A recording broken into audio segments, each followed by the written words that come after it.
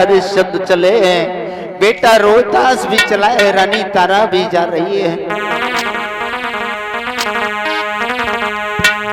चलते चलते राजा हरिश्चंद्र के पुत्र रोहितास को बड़ी तेजी से प्यास लगी हुई है। रानी तारा ने जिस समय कुमलाया हुआ चेहरा देखा है रोहितास का, राजा हरिश्चंद्र से कहा, बोले महाराज हमारे बेटे को थोड़ा पानी पिला दीजिए। विश्वामित्र ने कमंडल लिया, कमंडल से लेकर के राजा हरिश्चंद्र से कहा, ओ राजा हरिश्चंद्र अपने बेटा रोहितास को पानी पिला दो, नहीं तो ये मर जाएगा, फिर हमारा कर्ज कौन अदा करेगा। रोहितास से कहा, बेटा पानी पी लो।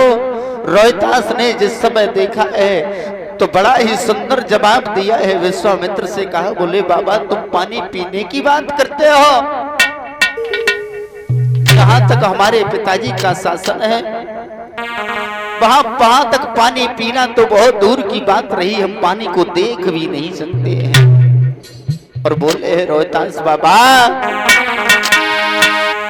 कि पानी ना पिएंगे बाबा, पानी बिन रहेंगे, पानी ना पिएंगे बाबा, पानी बिन रहेंगे।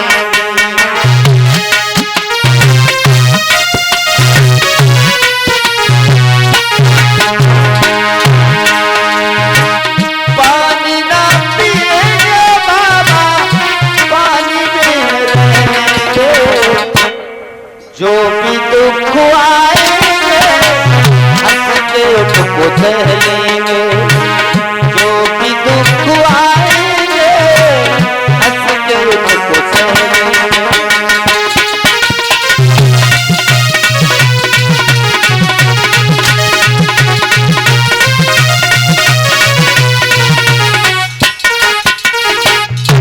मना कर दिया, बोले जहां तक हमारे पिताजी का शासन है वहां तक पानी पीने की तो बहुत दूर की बात रही, पानी को हम हाथ भी नहीं लगा सकते, पानी को देख भी नहीं सकते हैं।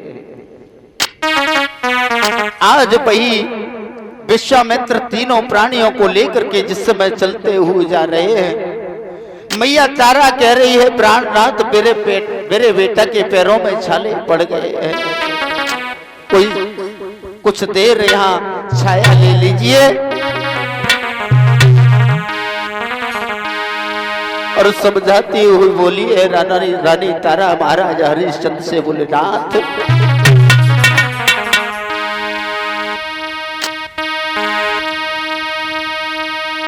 अरे सजना, अरे सजना छाया मेरे से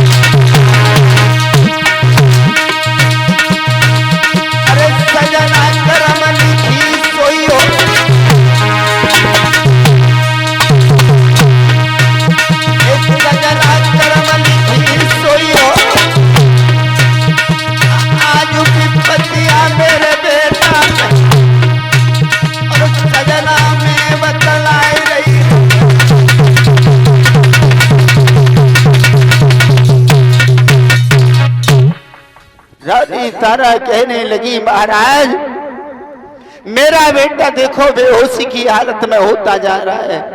राजा हरिश्चंद्र कहने लगे, रानी हमारी राजधानी थोड़ी दूर और रह गई है, चली आओ। आज वही रानी चलती जा रही है, बेटा रोहितास को अपनी गोदी में उठा लिया, लेकर के चले हैं। चलते चलते आज काशी नगरी में पहुंचे हैं। और जब काशी नगरी में पहुंचे हैं तो विश्वामित्र ने आवाज लगा दी काशी नगरी में,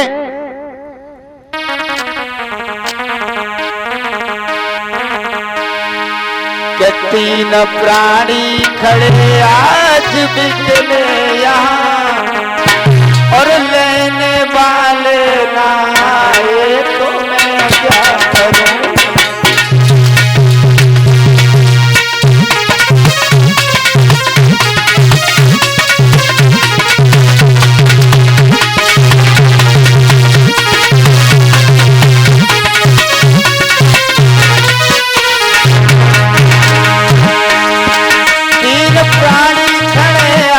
बिकने यहाँ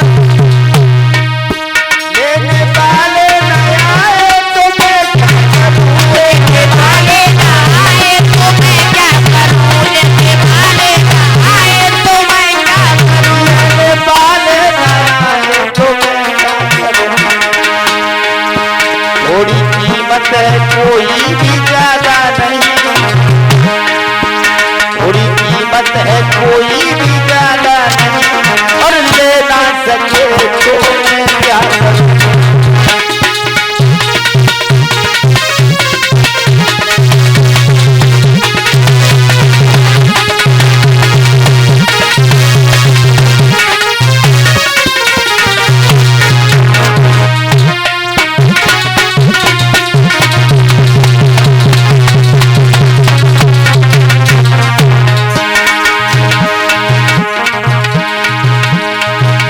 इसी बीच आप लोग देख रहे हैं हमारे भैया हरिओम जी इसी ग्राम हवेलिया निवासी 51 रुपए से हमें और काजल शास्त्री को 51 रुपए से सम्मानित करते हैं। भगवान इनकी हर मनोकामना पूर्ण करते रहे।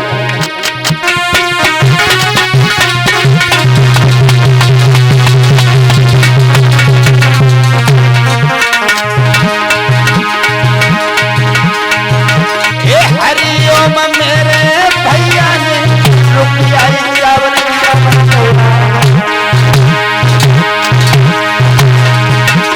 अमृत कुआ गुजरे अंगना में पुनः भक्ति अमर हुआ।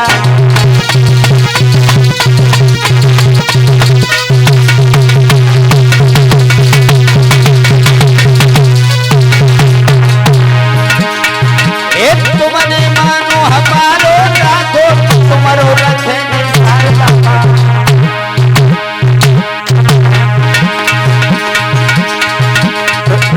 रुपया सुबह से पाल के जाते पुरख के चरण हमारे।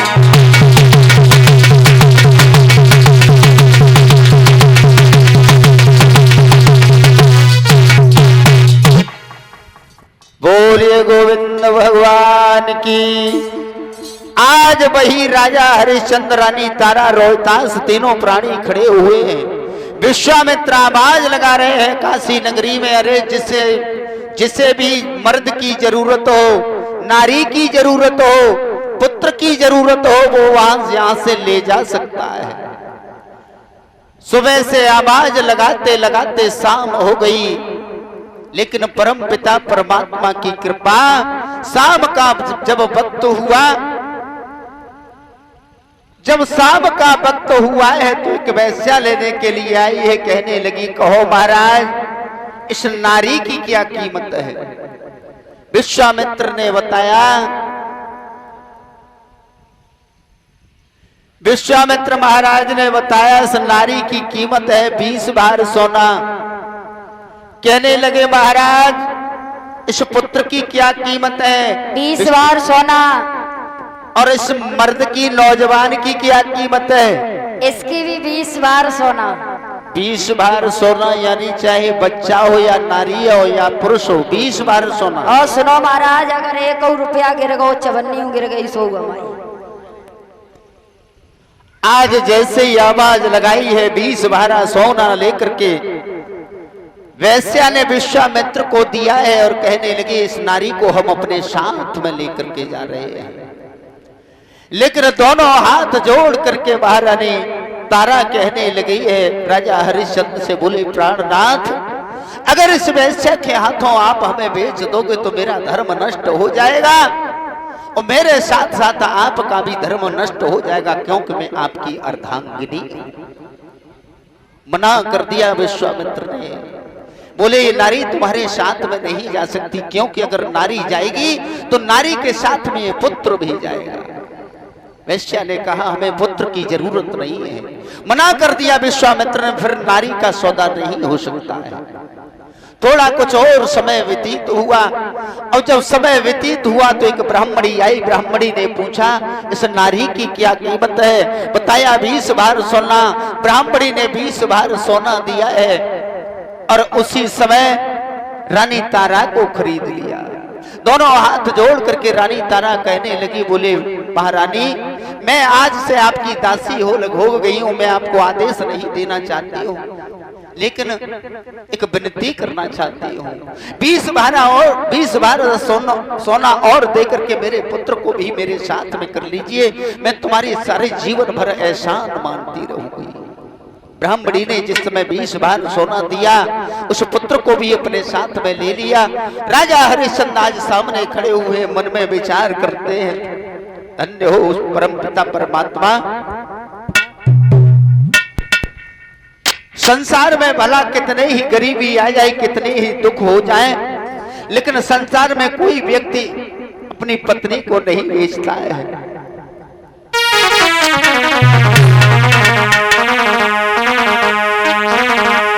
आज राजा हरिश्चंद्र मन में विचार करते हैं, धन्य है परम पिता परमात्मा, ऐसी कौन सी घड़ी आ चुकी है।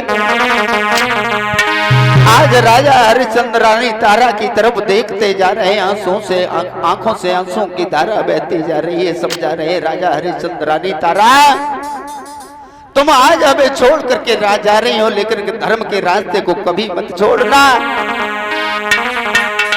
अपने आप को धिक्कार रहे हैं राजा हरिश्चंद्र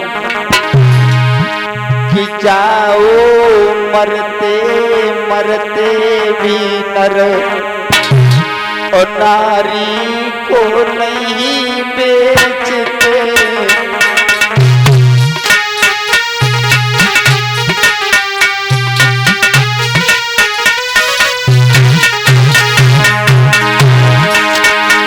जाओ मरते मरते भी नर नारी को नहीं बेचते।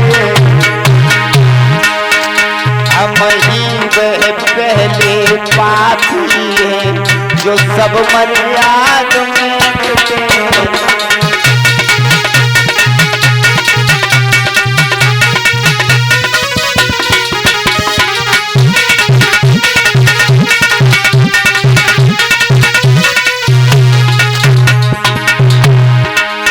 रानी तारा कहने लगी महाराज हरिश्चंद्र से हाथ जोड़ करके, महाराज शायद जीवन में हम और आप कभी एक हो पाए, आपकी सूरत को हम देख पाए या न देख पाए, लेकिन महाराज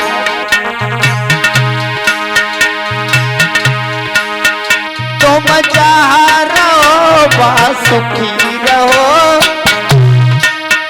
मत याद हमारी करियो। धर्म के पल्ला में चढ़ के नैया मझधार डूबैयो ना।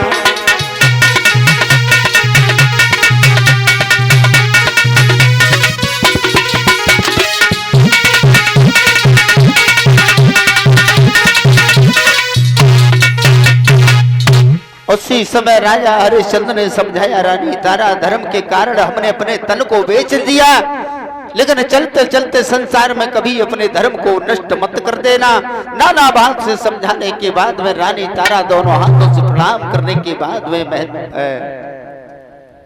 आज ब्राह्मणी के साथ में चलिए। इधर एक बेहतर आ गया, वही सिया सुन्नू जिसने श्राप दिया था राजा त्रिशंकु को, राजा त्रिशंकु तुम्हारे ही वंशज का कोई होगा जो हमारे महलों में आकर के जल के घड़े भरेगा।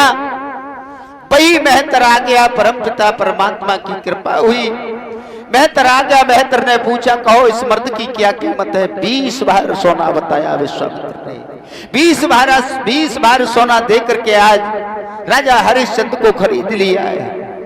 राजा हरिश्चंद्र को अपने साथ में लेकर के गया। राजा हरिश्चंद्र से कहा, बोले भैया आज से तुम्हें क्या, हम तुम्हें बता रहे हैं कि तुम्हें क्या कार्य करना है। बताया, जो बारुड़ी नाम की नदी है इसमें से जल भर के लाना है, जल के घड़े भर के लाना है, हमारे महलों में रखना है। राजा हरिश्चंद्र कहने लगे, भैया आप जो कहोगे मैं वही जीवन भर करता रहूंगा। राजा हरिश्चंद्र को लेकर के गए हैं, एक दुकान नियुक्त कर दी। दुकानदार से कहा, बोले भैया, राजा हरिश्चंद्र से पूछा, बोले भैया तुम्हारा नाम क्या है? तो राजा हरिश्चंद्र ने बताया, बोले मेरा नाम हरिया है, धन्य है। आज वही राजा हरिश्चंद्र से हरिया बन गए। राजा हरिश्चंद्र को दुकान नियुक्त कर दी। बताया, बोले हरिया इस दुकान से तुम अपना राशन ले जाया करना, बनाया करना और खाया करना। सुबह से शाम तक हमारे महलों में जल के घड़ा भर के लाने हैं। जय हो। शाम का वक्त हुआ, सामग्री बनाने के लिए सामग्री ले गए हैं। शाम को भोजन बनाया राजा हरिश्चंद्र ने। तो एक ब्राह्मण देवता वही विश्वामित्र आ गए, कहने लगे, भैया मैं 4 दिन से भूखा हूं, क्या हमसे ज्यादा भूखा है। सारा भोजन उठाया, ब्राह्मण देवता को दे दिया। सुबह का वक्त हुआ, राजा हरिश्चंद्र ने फिर से भोजन बनाया। वही विश्वामित्र जी ने बिल्ली का रूप धारण किया, सारा भोजन खा गए। शाम का वक्त हुआ, फिर से भोजन बनाया। भोजन बना करके तैयार करके रहे। मेहतर के घर में वही जल के घड़ा रख देते हैं। इतना दुर्बल शरीर हो गया। एक दिन वही रानी तारा उसी बारुड़ी नदी पर जल भरने के लिए आई है। राजा हरिश्चंद्र भी उस घाट पर पहुंचे हैं। राजा हरिश्चंद्र ने जिस समय रानी तारा को देखा, दुर्बल शरीर हो गया है। रानी तारा से कहा, बोले रानी तारा। रानी तारा ने राजा हरिश्चंद्र को देखा, कहने लगे, महाराज तुम। राजा हरिश्चंद्र कहने लगे, है रानी तारा, क्या यही दिन देखने के लिए मैं जीवित था? कहाँ तुम अयोध्या की रानी, कहाँ मैं अयोध्या का राजा था। आज हमें और तुम्हें जल के घड़े भरने पड़ रहे हैं।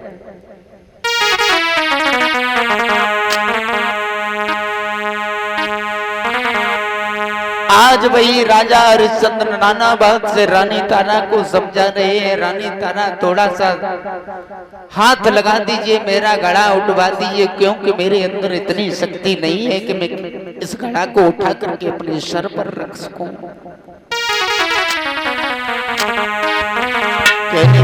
रानी रनिया उठवाए दे, जगरिया मेरी जल की भरी।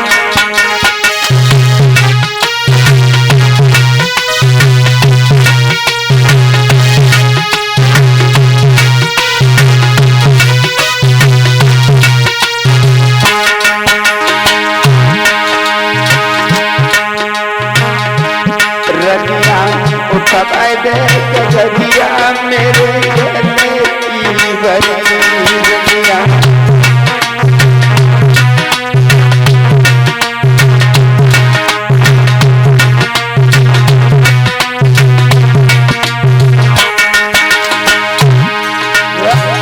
राजा हरिश्चंद्र रानी तारा से कह रहे हैं, रानी तारा बिन छत्री दबाए रानी लो नमो को खाना।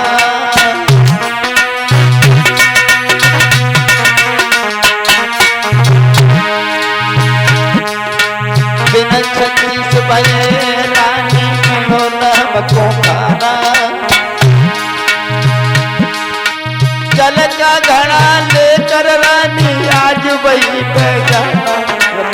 दबाए कचरिया मेरे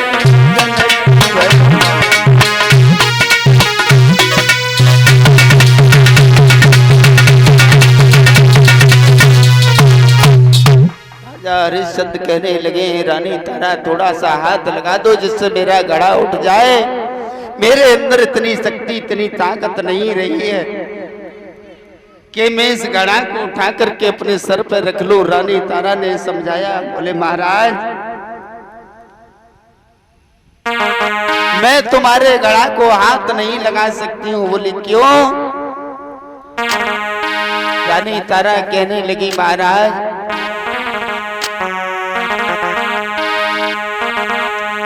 के मुंह पे घड़ा है मिस्र को,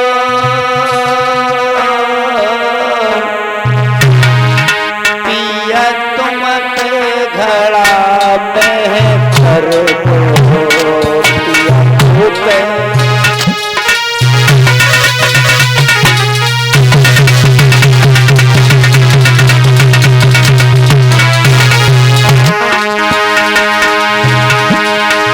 वही रानी तारा जो राजा हरिश्चंद्र के एक अंगुली के इशारे पर राजा करती थी। धन्य है परम पिता परमात्मा, बिगड़ी में कोई साथ देने वाला नहीं होता। रानी तारा कहने लगी, प्राणनाथ पिया मुंह पे घड़ा है मिस्र को,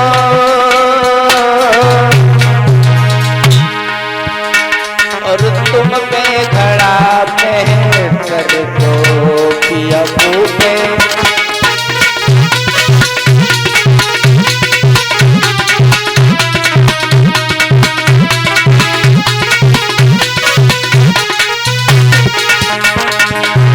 राजा हरिश्चंद्र उस दिन को याद करने लगे हैं, हमारे परम पिता परमात्मा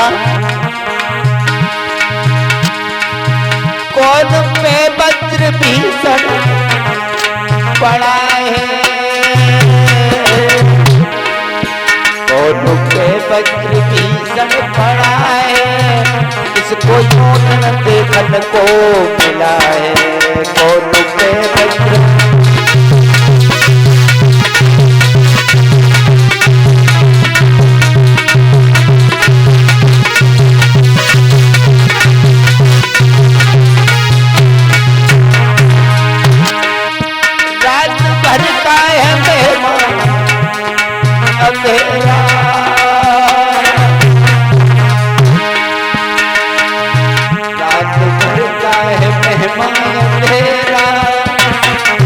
किसके रोके रुका है सवेरा, रात भर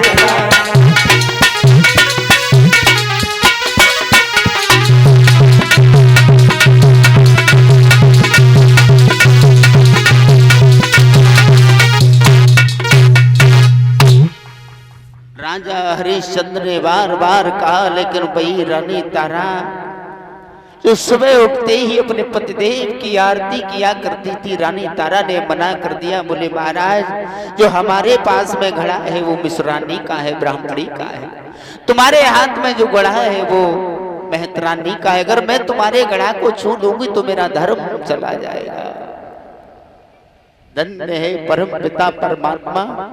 एक कवि ने पढ़ाई सुंदर दो शब्दों में लिखा है, स्वार्थ बिन कोई बात न पूछे, जय सोचा और विचार, पुत्र पुत्र कहे कमाई घर लाभ, तब माता करती प्यार, जगत में मतलब का संसार।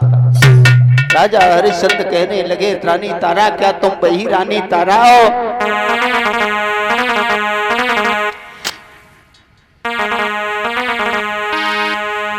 नारी जग में वस्त्र आभूषण मांगत बारंबार, जो बाय कछु लायक न देव तो मुखड़ा लेत बिगाड़, जगत में मतलब का व्यवहार। मेरे भगवत प्रेमियों, राजा हरिश्चंद्र को अकल बताई। बोले महाराज आप जल के अंदर हो जाओ, थोड़ा सा सहारा लगाओगे तो ये घड़ा उठ करके तुम्हारे सर पर रख जाएगा। राजा हरिश्चंद्र अंदर जल में प्रवेश कर गए, घड़ा को बढ़ाया, अपने सर पर रख लिया, जल से बाहर निकले, निकल करके चल दिए। और जैसे ही राजा हरिश्चंद्र जल से निकल करके बाहर चले हैं, चला नहीं जा रहा है, दुर्बल शरीर हो गया है। जैसे ही राजा हरिश्चंद्र आगे बढ़े हैं, एक ठोकर लगी है। ठोकर लगते ही राजा हरिश्चंद्र जमीन पर गिर पड़े। और जैसे ही आज जमीन पर गिरे हैं वही घड़ा फूट गया। दरवाजे पर खाली हाथ पहुंचे हैं। मेहतर ने देखा, हरिया से कहा, बोले हरिया जो घड़ा लेकर के गया था वो कहा है? राजा हरिश्चंद्र कहने लगे हैं, महाराज मेरा दुर्बल शरीर हो गया है, मुझसे घड़ा लेकर के चला नहीं जाता है, घड़ा तो फूट गया है। मेहतर कहने लगा, अरे मूर्ख, इस तरीके से तू रोजाना घड़ों को फोड़ेगा फिर घड़ा कहां से आएगा? जवाब दिया, चल आज के बाद तेरा दुर्बल शरीर हो गया है ना, तू आज के बाद इन घड़ों को जल नहीं भरेगा, आज के बाद मरघट में चल, मरघट में चल करके रखवारी करना। राजा हरिश्चंद्र के हाथ में एक लाठी पकड़ा दी। लाठी पकड़ाने के बाद में बताया, वो मरघट में लेकर के गए हैं। बताया कोई भी कर का टका जब तक न दे तब तक किसी की लाश को मत जलने देना। धन्य है परम पिता परमात्मा, कहां चक्रवर्ती राजा हरिश्चंद्र।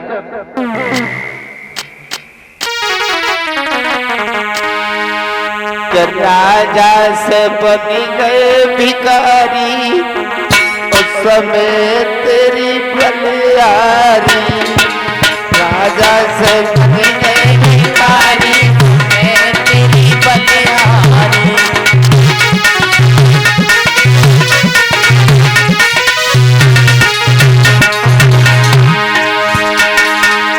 बारी किस्मत बारी समय, अरे राजा से बन गए भिखारी, समय तेरी बलियारी। राजा से बन गए भिखारी, समय तेरी बलियारी।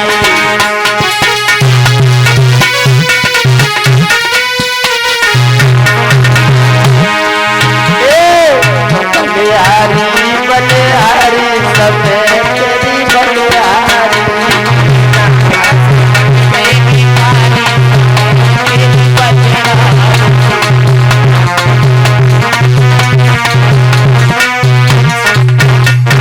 कहाँ चक्रवर्ती सम्राट राजा हरिश्चंद्र आज मरघटिया बन गए। इधर धीरे धीरे अमावस का दिन आया, एकादशी का दिन आया। एकादशी के दिन वही ब्राह्मणी जो रानी तारा और रोहितास को लेकर के आई थी, रानी तारा को बताया, बोलो तुम सुबह शाम भोजन बनाया करना हम लोगों के लिए, बर्तन साफ करना ये तुम्हारा काम, झाड़ू चौका लगाना, घर में पोंछा लगाना ये तुम्हारा काम होगा। एकादशी का दिन आया तो रानी तारा से कहा, बोले अरे नौकरानी जो तुम्हारा बेटा है रोहितास वो कहाँ है, उसे भेज दो बगिया से थोड़े फूल ले आए, मुझे पूजा करने के लिए देर हो रही है। रानी तारा भोजन बनाती जा रही है। बेटा रोहितास को बुलाया, बेटा रोहितास से कहा, बेटा रोहितास बेटा एक छपरिया लेकर के चले जाओ फूल बाग में, फूल बाग से थोड़े से फूल लेकर के आना है और बहुत जल्दी लौट करके आना। बोलिए भैया लाला। अरे बेटा मेरे पागल का तुम जियो रे, बेटा मेरे पागल का तुम जियो रे, जियो तोड़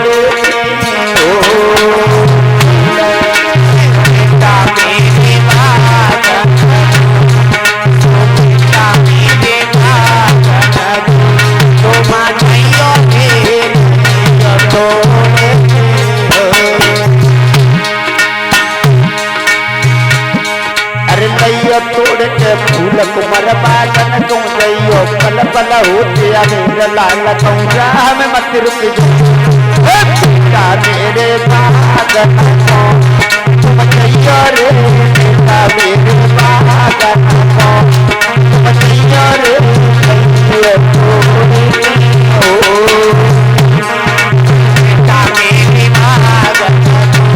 तुम गईयो रे, बेटा मेरे बागन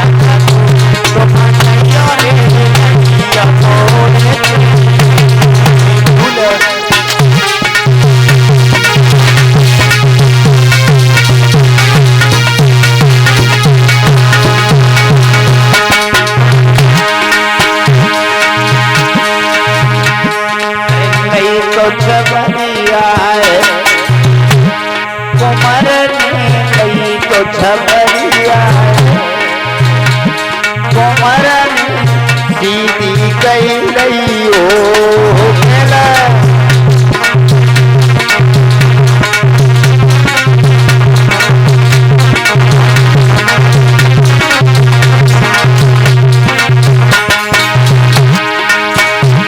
अरे कहले सीधी के लाल बागन में आयो चुन चुन तोड़ फूल लागन अंगुली ओ दस खालो बेटा मेरे बागन को तुम जइयो रे लाला तेरे बाबू तुम जइयो रे जइयो तोरे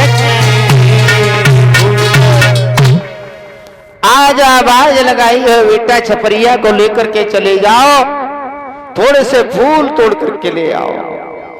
रोहतास ने जैसे ही इतनी आवाज सुनी है उसी समय रोहतास चले हैं छपरिया लेकर के।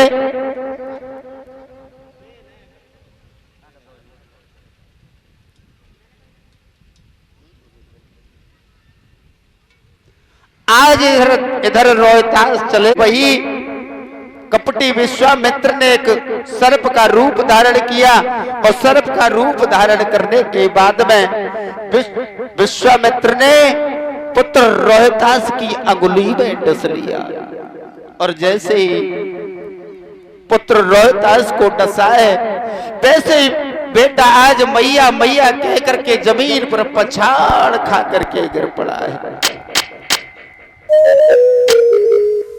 आज भैया को याद करने लगा है माँ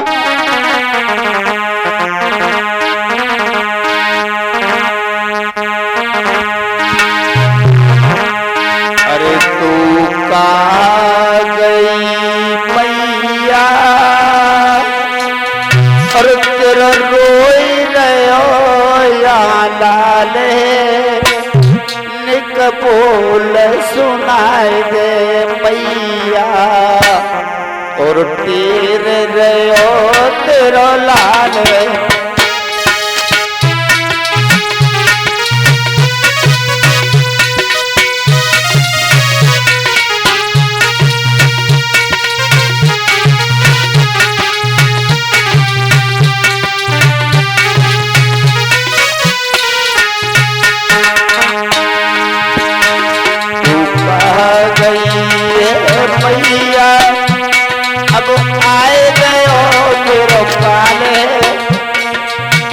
ना बचे वो तेरो छैया कबूल सुना मेरी बात।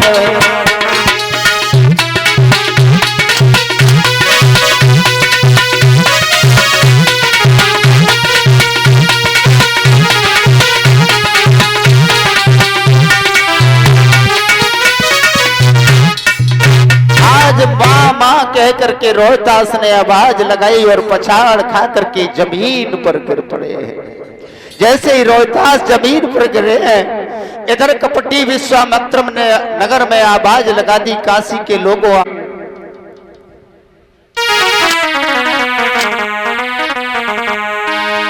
आज वही मैया मन में विचार करती है हाय मेरा ही बेटा बगिया में फूल लेने के लिए गया था।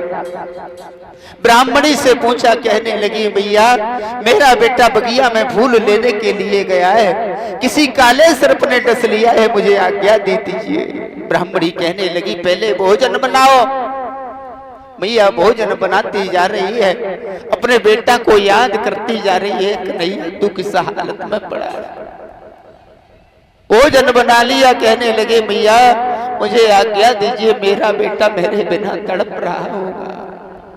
ब्राह्मणी कहने लगी पहले बर्तन साफ करो पोछा लगाओ उसके बाद में जाना।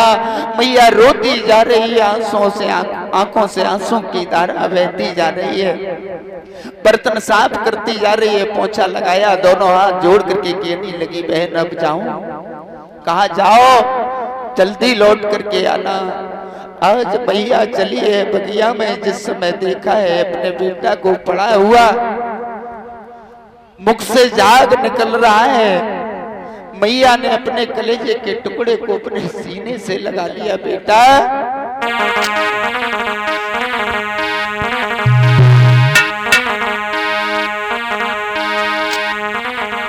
कन्हैया तू हमें छोड़ करके कहां चला गया। एक तो मैं पहले ही किस्मत की मारी थी, दर दर की ठोकरें खा रही थी। मेरे पतिदेव मुझे छोड़ करके चले गए। किस्मत ने वो ठोकर मारी है, मेरे पति को मुझसे जुदा कर दिया। बेटा आज तू हमसे भी दूर जा रहा है कन्हैया। बेटा मेरे बोलो और अखियां जला खोलो, और रोई रही तेरी मैया, बतला तू कोमर कन्हैया।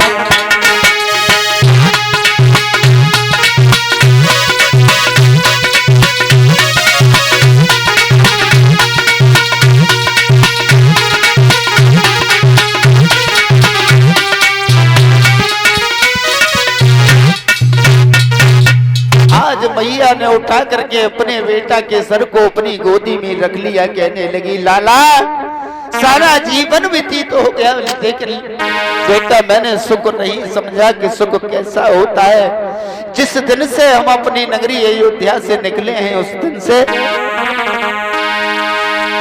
सैया अरे चैत गर्भ में रहो और नींदवर काया मेरे सोयो।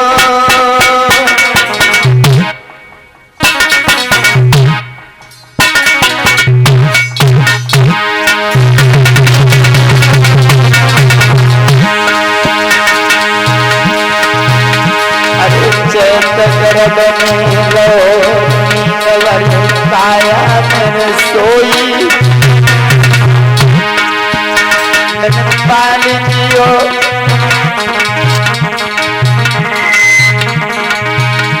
अरे चैत गर्भ में रहो नींदवर सोयर काया में। मैंने पालियो पदवर कभी भी नहीं पाई छाया में।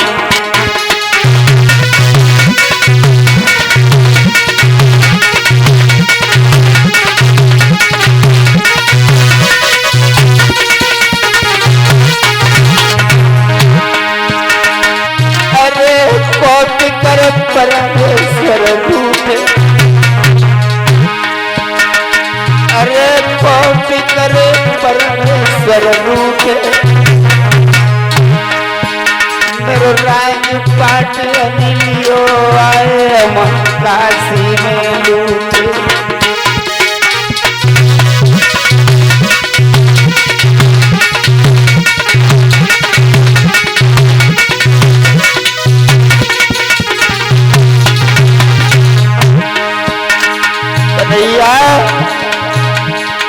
अरे परी जब कर जाती तंगी, अरे परी जब कर जाती तंगी, हम पीछे पीछे कर जाए भूख पे हुक्म करेगा।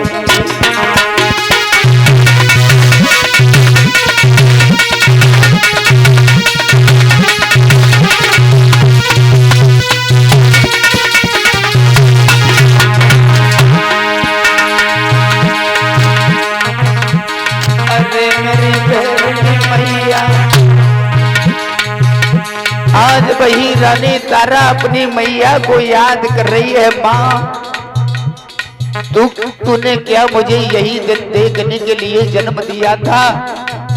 हे माँ उसी दिन तू मेरा गला घोंट देती जिस दिन मेरा जन्म हुआ था, तो शायद आज मुझे ये दिन देखने को नहीं मिलता।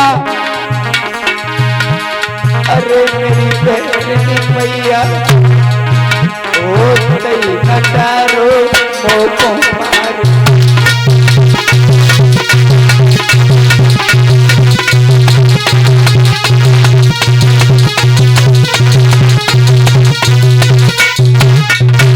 आज भैया भपक भपक करके रो रही है, कह रही है परम पिता परमात्मा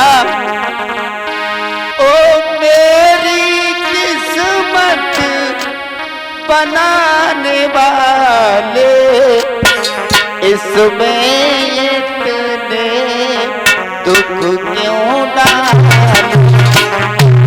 दुख क्यों डाले।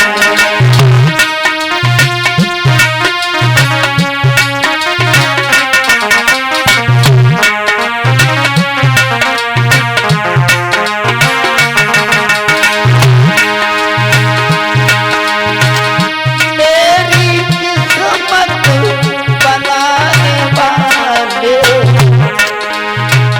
इसमें इतने दुख क्यों डाले।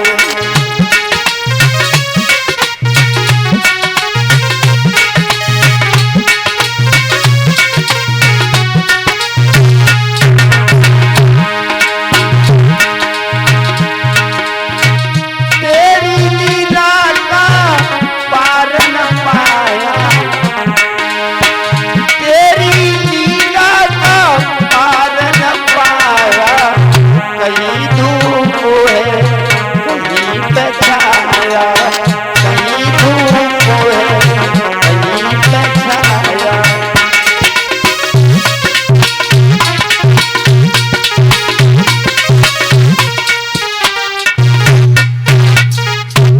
और इसी बीच 51 रुपए हमारे भैया श्री उजियारे लाल जी, 51 रुपए हमारे भैया श्री जयवीर सिंह पाल जी, 51 रुपए हमारे भैया श्री प्रमोद पाल जी, 51 रुपए हमारे भैया दुर्योधन पाल फौजी, 51 रुपए कैलाश चंद पाल जी।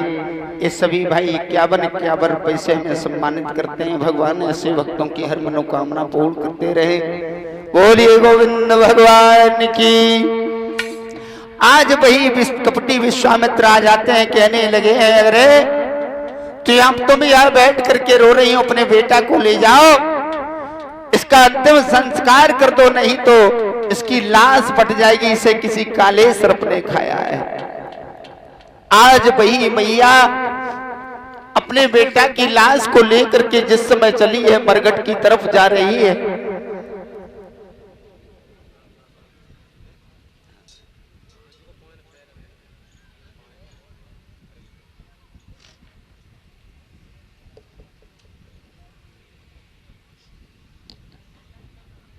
मैया जिस समय चली है मरघट में जिस समय पहुंची है तो मैया ने देखा है कहां से लकड़ी लेकर के आऊंगी, इतना भी हमारे पास में नहीं है कि अंतिम समय में हम अपने बेटा के ऊपर एक कफन भी डाल देते। मन में विचार करती है परम पिता परमात्मा क्या करूं। उसी समय मैया जो साड़ी पहने हुए थी उस साड़ी में से आधी साड़ी फाड़ करके अपने बेटा रोहितास के ऊपर कफन के रूप में डाल दिया। आधी साड़ी पहन करके अपने शरीर में लपेट करके अपने मान सम्मान को छुपा करके मरघट में पहुंची है। मन में विचार कर रही है अपने बेटा का अंतिम संस्कार किस प्रकार से करूं। अन्य चिताएं जल रही थी, उन चिताओं में से जैसे ही लकड़ी लेने के लिए गई अपने पुत्र को लेटा दिया। जैसे ही राजा हरिश्चंद्र ने देखा है आवाज लगाई, अरे कौन है जो इस मरघट का नियम नहीं जानता है। अग्नि जल रही थी, रानी तारा वही की वही रुक गई, खड़ी हो गई। राजा हरिश्चंद्र जिस समय पहुंचे है रानी तारा को देखा है, कहने लगे रानी तारा क्या करने आई हो इस समय रात्रि के समय। रानी तारा ने राजा हरिश्चंद्र को समझाया, महाराज हमारे पुत्र का प्राणांत हो गया है, हमारा बेटा भी हमें छोड़ करके चला गया है। मैं अपने बेटे का अंतिम संस्कार करने के लिए इस मरघट में आई हूं। राजा हरिश्चंद्र कहने लगे, रानी तारा जब तक तुम कर का टका नहीं दोगी तब तक तुम्हारे पुत्र की लाश को नहीं जलने दिया जाएगा। रानी तारा कहने लगी, महाराज क्या मेरा ही पुत्र है, तुम्हारा पुत्र नहीं है। राजा हरिश्चंद्र कहने लगे हैं, रानी तारा उस दिन को याद करो जिस दिन मैंने तुमसे कहा था थोड़ा सा हमारा इसमें घड़े में हाथ लगवा दीजिए, मेरा घड़ा उठवा करके मेरे सर पर रखवा दीजिए। तुमने मेरा घड़ा नहीं उठवाया था।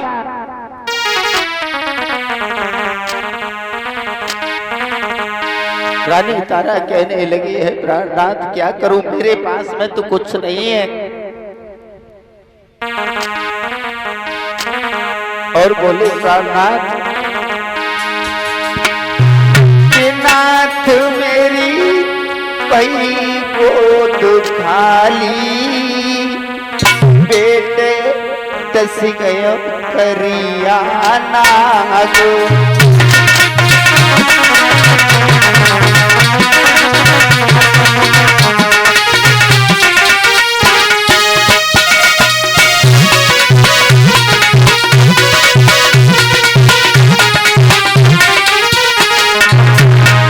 दोनों हाथ जोड़ करके रानी तारा कह रही है, राजा हरिश्चंद्र से, प्राणनाथ पत्न दशा बरे की निभाइले,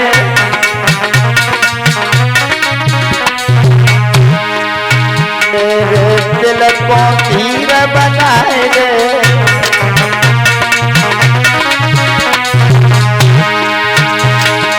बिना टका के बेटा को जलाए दे, कैसी आफत प्रभु गाली, बेटे दक्षिण कालो।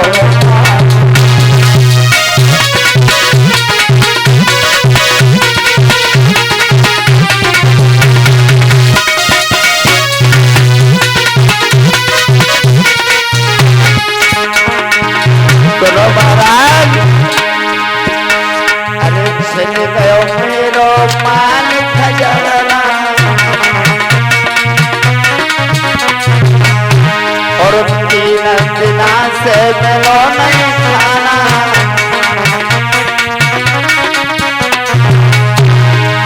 ये ईश्वर कैसे लगे ठिकाना, कैसी भई रजनी काली, बेटे दक्षिणों पे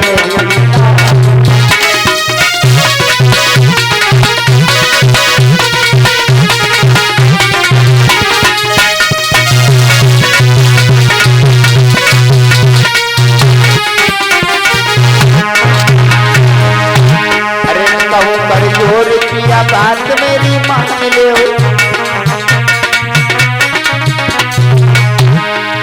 यही रोज बेटा जाए पहचान ले हो,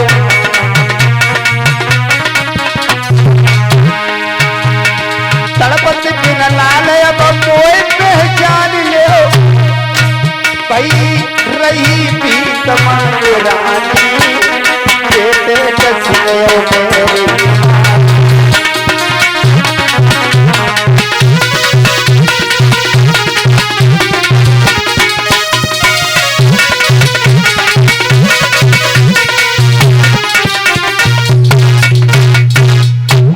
राजा हरिश्चंद्र कहने लगे हैं, रानी तारा जब तक कर का टका नहीं दोगी तब तक तुम्हारे बेटा की लाश नहीं जल सकती है।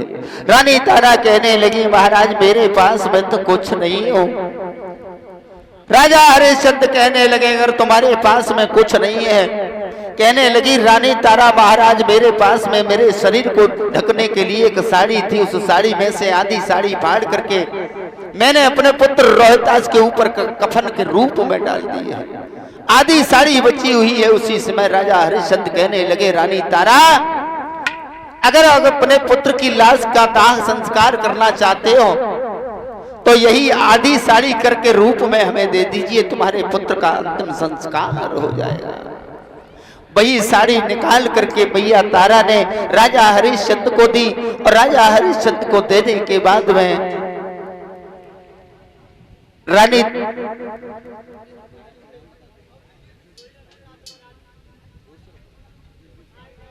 और इस बीच हमारे चल करके 1 से 1 रुपए से हमें सम्मानित करते हैं। परम पिता परमात्मा हर हमेशा इन्हें धर्म के रास्ते पर यूं ही आगे बढ़ाते रहे। रानी तारा ने नाना बात से समझाया, उसी समय करके रूप में आधी साड़ी ली है। आधी साड़ी लेने के बाद में अंतिम संस्कार किया। अंतिम संस्कार करने के बाद में रानी तारा ने मन में विचार किया, मैं मुख दिखाने के लायक भी नहीं हूं, क्योंकि मेरे शरीर पर कोई वस्त्र भी नहीं है। मैया जाकर के एक मंदिर में छुप जाती है। विश्व कपटी विश्वामित्र ने काशी नगरी में आवाज लगा दी, बोले भैया एक डायन आ गई है जो छोटे छोटे बच्चों को खा जाती है। वो डायन मंदिर में छुपी हुई है। उसी समय जिस समय बताया है कालू मेहतर को पता चला है तो कालू मेहतर ने आदेश दिया है हरिया को। हरिया से कहा, बोले हरिया नगर में एक डायन आ गई है, उस डायन का तुम्हें वध करना है। पूछा है महाराज कहाँ है वो डायन? बताया काली माँ के मंदिर में छुप करके बैठी हुई है, छोटे छोटे बच्चों का वध करती है, छोटे बच्चों को मार के खा जाती है। राजा हरिश्चंद्र उसी समय चले हैं, उस मंदिर में पहुंचे हैं। रात्रि का समय है। राजा को जिस समय रानी तारा नहीं दिखी है, तलवार से ढूंढते जा रहे हैं कहाँ है वो डायन। जैसे ही आज राजा हरिश्चंद्र आगे बढ़े हैं, एक ठोकर लगी है, रानी तारा के ऊपर गिर पड़े हैं। रानी तारा सो रही थी, केसों को पकड़ लिया। राजा हरिश्चंद्र कहने लगे कौन हो? निकाल करके जब उजाले में लाए हैं, कहने लगे हैं रानी तारा तुम मैं कभी अंदाजा भी नहीं लगा सकता था कि तुम इतनी बड़ी अभागन हो जाओगी। अरे तुम्हारे बेटा को एक सर्प ने डस लिया तो इसका मतलब तुम दूसरे के बच्चों का वध करने लगी, उन्हें मार मार करके खाने लगी। तुम इतनी बड़ी डायन हो जाओगी, मैंने कभी सोचा भी नहीं था। रानी तारा कहने लगी ये प्राणनाथ क्यों तलवार लिए खड़े हो? मेरे सर को धड़ से अलग कर दीजिए, मार दीजिए, मुझे जीने का कोई अधिकार नहीं। इस संसार सागर में मैं जीना भी नहीं चाहती हूँ। राजा हरिश्चंद्र ने उसी समय म्यान से तलवार निकाली और जैसे ही रानी तारा के ऊपर चलाना चाहा,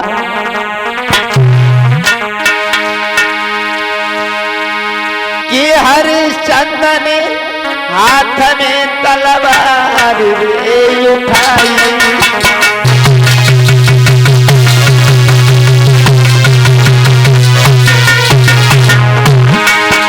उसी समय विश्वामित्र आ गए, कहने लगे राजा हरिश्चंद्र क्या करने जा रहे हो? ये हरिश्चंद्र ने हाथ में तलवार उठाई।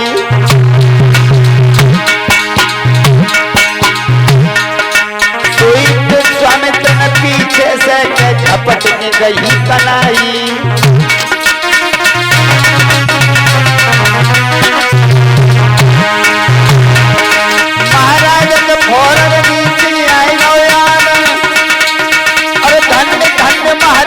हमसे मांग ले ऊपर उसी समय विश्वामित्र आ गए हैं, तलवार को पकड़ लिया। कहने लगे राजा हरिश्चंद्र क्या कर रहे हो? हम तुम्हारी परीक्षा लेने के लिए आए हैं। घर से तुम 3 प्राणी आए थे, तुम्हारा बेटा रोहितास कहाँ है? दोनों हाथ जोड़ करके हरिश्चंद्र कहने लगे महाराज मेरे बेटा रोहितास को तो काले सर्प ने डस लिया, उसका हमने अंतिम संस्कार कर दिया है। विश्वामित्र कहने लगे राजा हरिश्चंद्र आवाज लगाओ अपने बेटा को।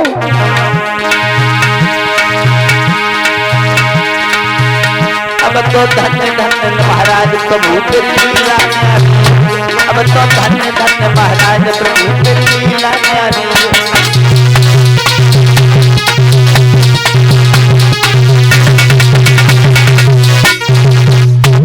जवाब दिया है अपने पुत्र रोहितास को, आवाज लगाओ।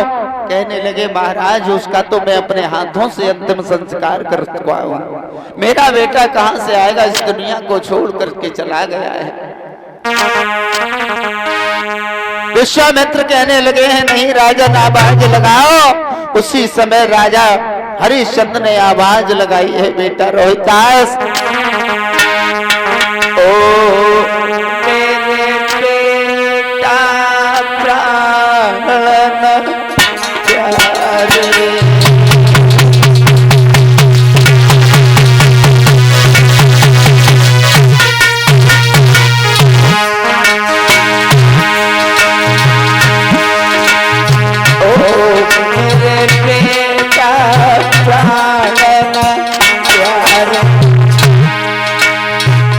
मेरी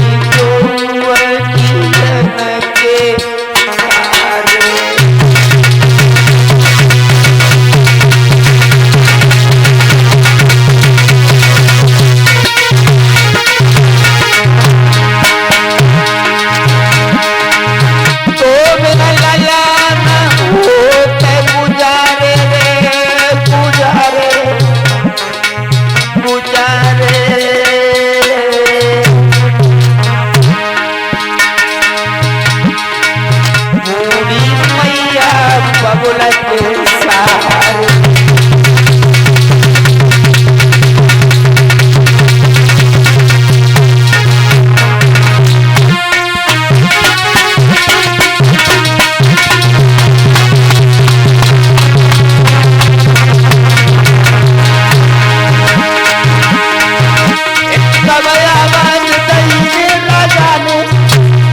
और बेटा से कही सुना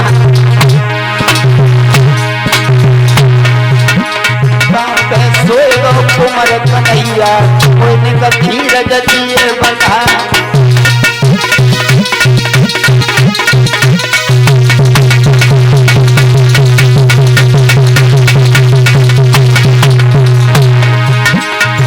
एक तबया बाग याद मरल चपे बोला चुपता करियो।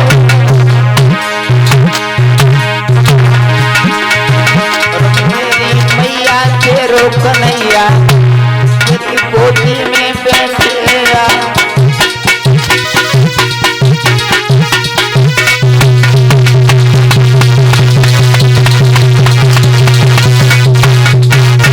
रोहतास जिस समय आवाज लगाई है बेटा रोहतास, उसी समय दौड़ते हुए महाराज रोहतास जिस समय आए हैं अपने पिताजी की कमर को पकड़ लिया। पिताश्री मैया से कहा मैया तुम हमें कहाँ छोड़ दिया था तुमने। अपने कलेजे के टुकड़े को मैया ने अपने सीने से लगाया। विश्वामित्र कहने लगे राजा हरिश्चंद्र हम तुम्हारी परीक्षा लेने के लिए आए थे। राजा हरिश्चंद्र ने दोनों हाथ जोड़े कहने लगे महाराज अभी तो इस समय सतयुग चल रहा है, तुमने हमारी परीक्षा ली है कोई बात नहीं, लेकिन कभी कलयुग में किसी की परीक्षा लेने के लिए मत आ जाना, नहीं तो संतों का तुम्हारा वो अपमान होगा, संसार वाले देखते रहेंगे, तुम्हें कोई बचाने वाला नहीं होगा। राजा हरिश्चंद्र से कहा रानी तारा से कहा है, विश्वामित्र से बोले रानी तारा वरदान मांग लो, हम तुम्हारे नियम संयम भक्ति पर बहुत प्रसन्न हैं। रानी तारा से जिस समय कहा है, राजा हरिश्चंद्र से कहा बोले वरदान मांग लो। राजा हरिश्चंद्र कहने लगे प्रभु हमें आपके दर्शन हो गए और हमें भला क्या चाहिए, हमें संसार में और कुछ नहीं चाहिए। रानी तारा से कहा रानी वरदान मांग लो, तो रानी तारा कहने लगी अगर वरदान देना चाहते हो प्रभु तो हमें एक ही वरदान दे दीजिए। अरे जब जब धरी शरीर रे क्या दुनिया में आऊं,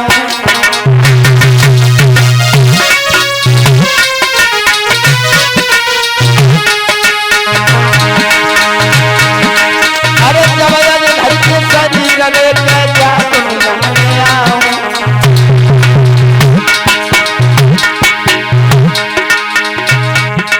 मोई जय मने भरता रे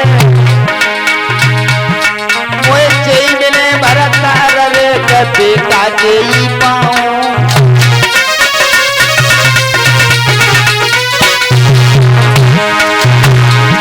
महाराज ने फौरन नीचे आई गयान और धन्य धन्य महाराज का मुझे मांग ऊपर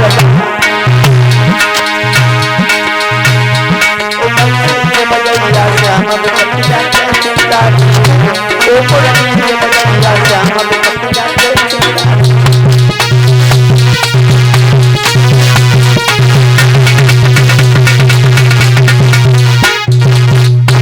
उसी समय वरदान दिया है वही राजा हरिश्चंद्र।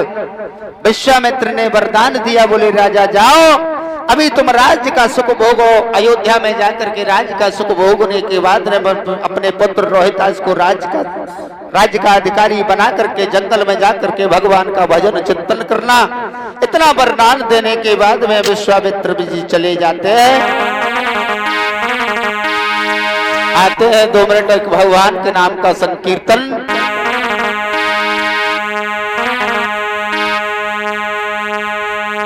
सभी लोग मिलकर के बोलेंगे इस प्रकार से विश्वामित्र ने राजा हरिश्चंद्र की परीक्षा ली। आते हैं ध्यान देते हैं 2 मिनट के भगवान के नाम का संकीर्तन। भैया लोग कमेटी वाले हमारे भाई बंधु तब तक आरती की थाली तैयार करो और प्रसादी तैयार करो।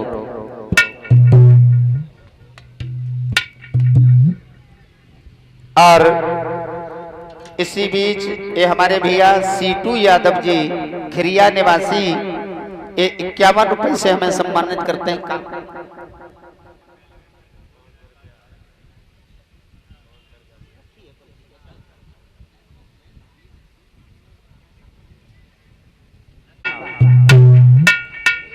अरे भैया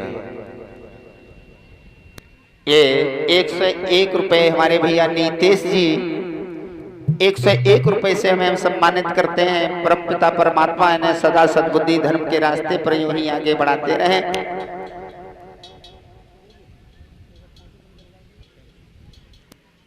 आते हैं सभी लोग मिलकर के बोलेंगे भगवान के नाम का संकीर्तन।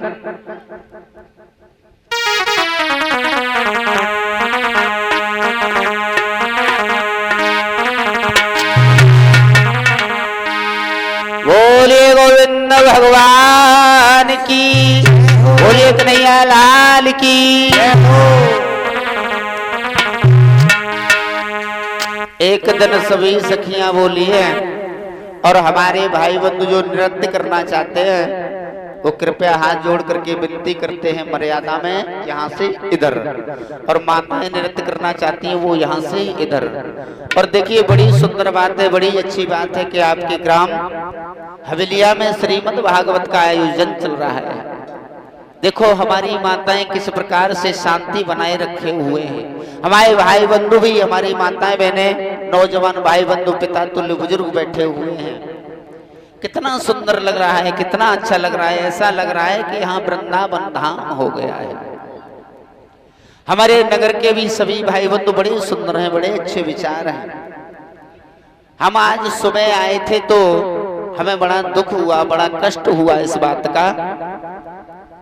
ये साउंड वाले भैया है, इन्होंने बताया, बोले शास्त्री जी हमारे साउंड से हम शाम को सो गए थे।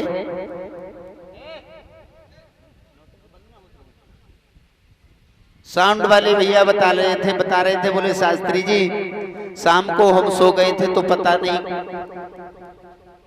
कौन यहाँ से कोई भैया हंसी मजाक में हमारा मोबाइल उठा ले गए हैं। इसी बीच हमारे भैया अरविंद मास्टर जी झंडा हार निवासी ये 50 रुपए से हमें सम्मानित करते हैं। मास्टर साहब वैसे एक बात बताएं, मास्टरी के हिसाब से तो पैसा कम दे रहे हो। हाँ मास्टर साहब की तो कम से कम 50,000 रुपए की छुट्टी चल रही है, लेकिन छुट्टी है घर पे ये लोग, और इनकी तनख्वाह बरकरार चल रही है और 100 रुपया 50 दे रहे हो। कम से कम ना है तो जब एक जीरो तो बढ़ा ही लेते हैं। बोलिए गोविंद भगवान की जय हो। माननीय अरविंद मास्टर जी झंडा हार से आकर के देखो तुम्हारे गांव हवेलिया में आकर के बड़े ही भगवान के भक्त हैं, भगवान की प्रेम पूर्वक इन्होंने कथा श्रवण पान की है और 51 रुपए से हमें सम्मानित करते हैं। परम पिता परमात्मा इनके घर में हर हमेशा इतना धन देते रहे कि इनके हाथ यूं ही दान की तरफ आगे बढ़ते रहे। बोलिए गोविंद भगवान की जय हो। तो किसी साउंड वाले भैया ने बताया, बोले वो शास्त्री जी हमारा कोई मोबाइल उठा ले गया है। तो हमने कहा भैया देखो अब उठा तो ले गया, अब ये तो नहीं कह सकते कौन ले गया है। किसी ने, हमने कहा कोई मजाक में ले गया होगा। अब लड़के हैं तो मजाक कर लेते हैं, थोड़ी बहुत तो हंसी ठिठोली कर लेते हैं। हमने कहा चलो सब लोगों से हाथ जोड़ करके हम कह देंगे। तो हवेलिया बोले हो हम आप लोगों से हाथ जोड़ करके विनती करते हैं, नम्र निवेदन करते हैं कि हमारी कथा में देखो आपका धर्म का, आप लोग धर्म का कार्य कर रहे हो। कितनी सुंदर बात है भागवत कथा। एक बात और बताएं हम आपको कि आप कितने ही पैसे वाले हो जाओ, शादी विवाह कर सकते हो, भंडारा कर सकते हो, मकान बनवा सकते हो और अनेकों काम कर सकते हो, लेकिन अकेले भागवत कथा नहीं कर सकते हो। इसमें सभी लोगों के सहयोग की जरूरत होती है, सबके सहयोग से ही कथा हो पाती है। भगवान की चर्चा, और भगवान की चर्चा हो रही है और भगवान के इस दरबार में से सच बता रहा हूं, लोगों में इतनी बात आप लोगों को अपना समझ के बता रहा हूं, अपना समझ करके। ये हमारे भैया बैठे हुए हैं,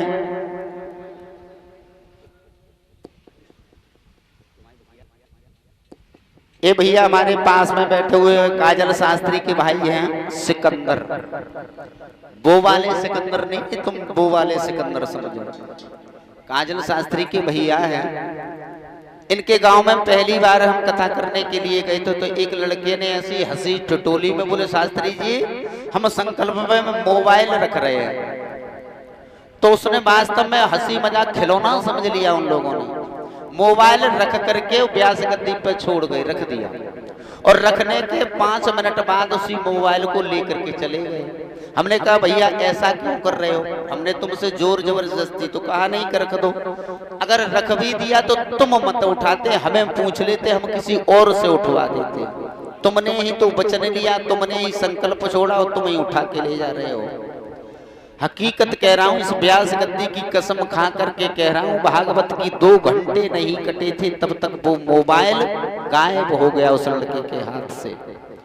तो व्यास गद्दी की कुछ गरिमाएं होती हैं, इसलिए मैं ये कहना चाहता हूं, ये भागवत पांडाल जब तक ये बना हुआ है 7 दिन तक ये वृंदावन धाम है। 33 कोट के देवता इस व्यास गद्दी पर, इस पांडाल में 33 कोट के देवताओं का निवास है।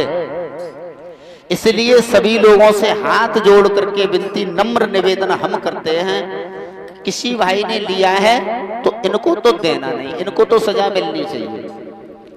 मस्त सो जाते हैं, हम कहते तो आवाज नहीं बढ़ाते, कान में लीड लगा के ज्यादा सुनते हैं।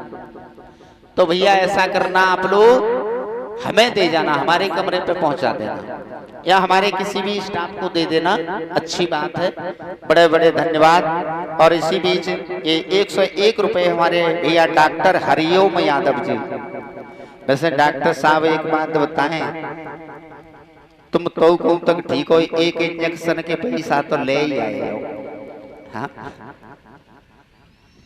डॉक्टर हरिओम यादव जी ये ग्राम झंडाहार से चल करके 101 रुपए से हमें सम्मानित करते हैं। भगवान ऐसे भक्तों की हर मनोकामना पूर्ण करते रहें। माता रानी इनके घर और परिवार में हर हमेशा सुख और शांति प्रदान करते रहे। बोलिए गोविंद भगवान की हो। आइए सभी लोग एक भगवान के नाम का संकीर्तन बोलते हैं।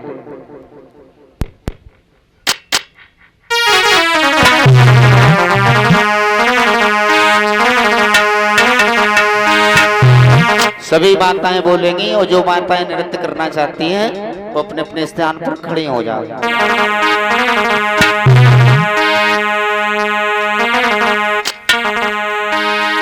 अरे श्याम बलो छलिया बची गईयो राधे, श्याम बलो छलिया बची गईयो राधे, श्याम बलो छलिया बची गईयो राधे, श्याम बलो छलिया बची गईयो राधे।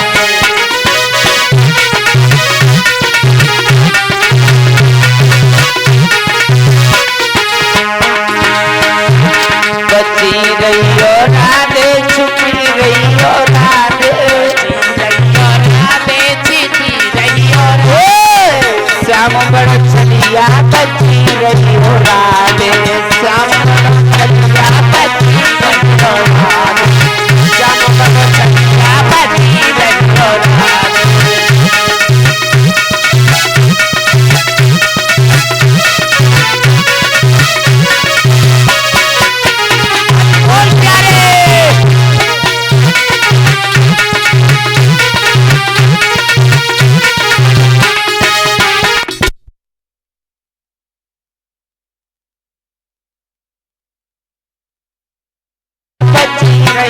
राधे। श्याम बड़ छलिया बची गईयो राधे, श्याम बड़ छलिया बची गईयो राधे, श्याम बड़ छलिया बची गईयो राधे।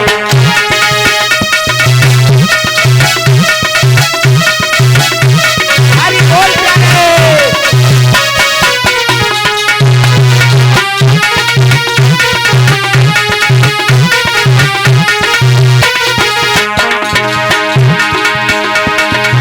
जब काना तो राह में रोके, जब काना तोहे राह में रोके, जब काना तो राह में रोके, जब काना तोहे राह में रोके, चकमा के चली आइयो रानी, चकमा के चली आइयो रानी, श्याम बड़ छलिया बची रहियो रानी, श्याम बड़ छलिया बची रहियो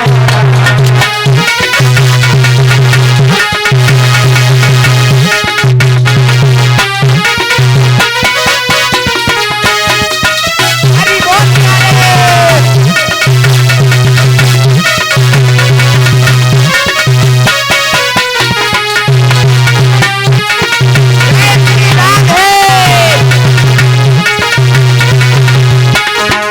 श्याम बड़ छलिया बची रहियो रानी, श्याम बड़ छलिया श्याम बड़ छलिया बची रहियो रानी, श्याम बड़ छलिया बची रहियो रानी।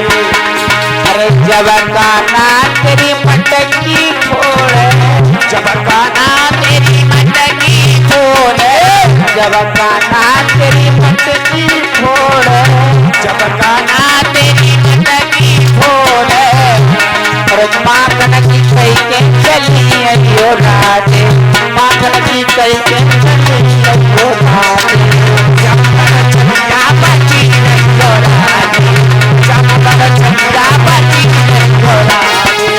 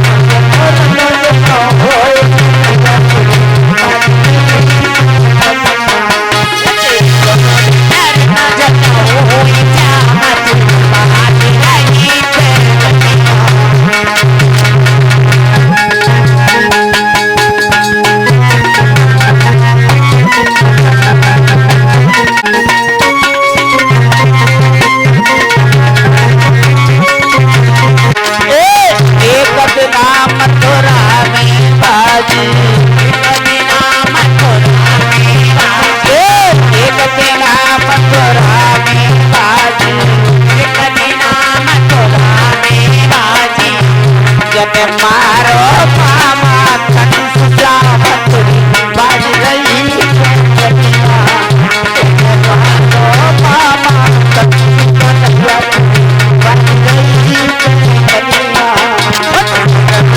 करना जनाओ चाहते बाजी रही चंचलिया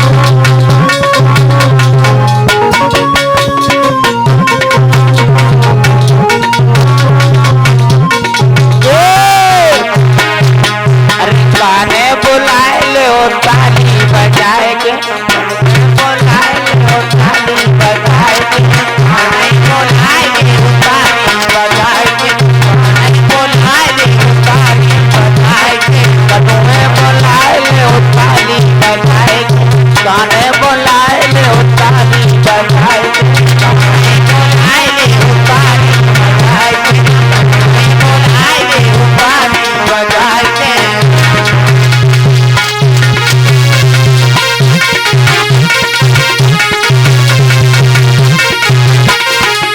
अरे ताली बजाए के हाथ मुस्काए के ताली बजाए के हाथ मुस्काए के आई बोलाए रे उतारी बजाए के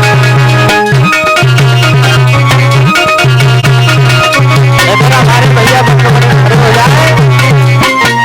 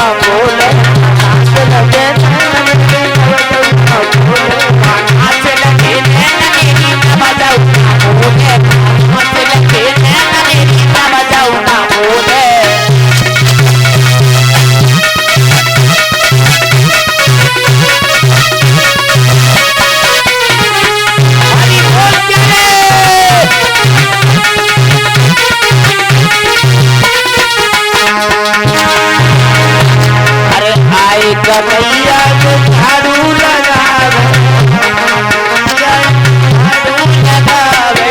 आई कन्हैया के झाड़ू लगावे आई कन्हैया के झाड़ू लगावे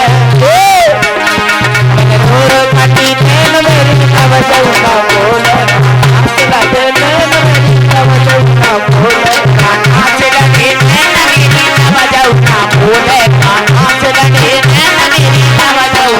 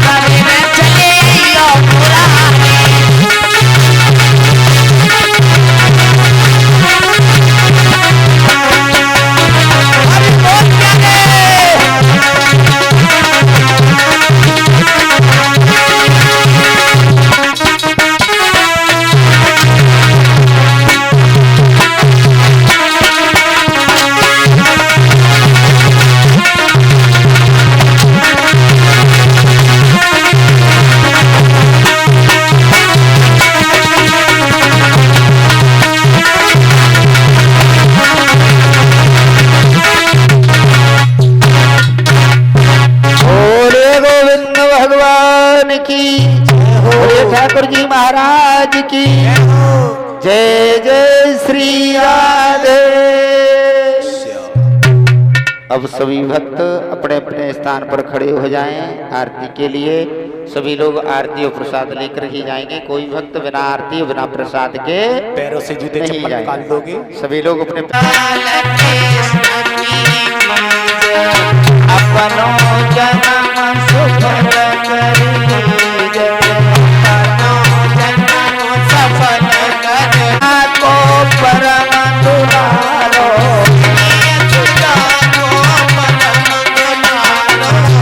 बाबा की आँख न को तारो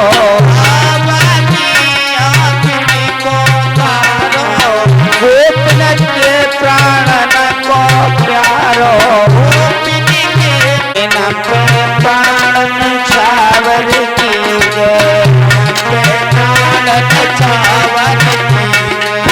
आरती बालक संग की आरती बालक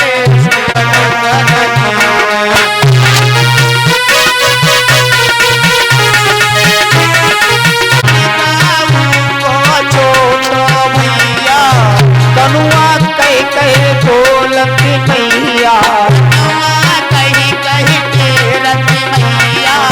परम मुद कमन अरे ये छवि नैनन में भर लीजिए छवि नैनन में भर लीजिए आरती बालक नहीं के मधुर सुहावे ओ तरी बोलना मधुर सुहावे ओ तरी बोलने मधुर सुहावे ओ तरी बोलना मधुर सुहावे सकल मधुर खेलत सुख पावे मधुर खेलत सुख पावे सोई सुखती जोई न को ध्यावे सोई सुखती जोई न को ध्यावे अब न को अपनों कभी लीजे आरती बालक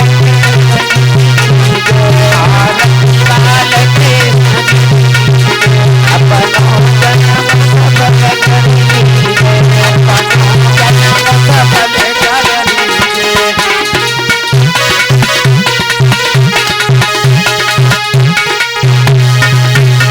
अरे कल कथा सब सुनिवे कथा सब सुनिवे संगी साथी संग में लियो अरे भैया बहना तुम अइयो भैया बहना तुम अइयो संग में साथी अपने लियो संग में साथी अपने लियो आरती बालक सही की गए आरती बालक अपनों जन्म सफल कर लीजिए अपनों जन्म सफल कर लीजिए।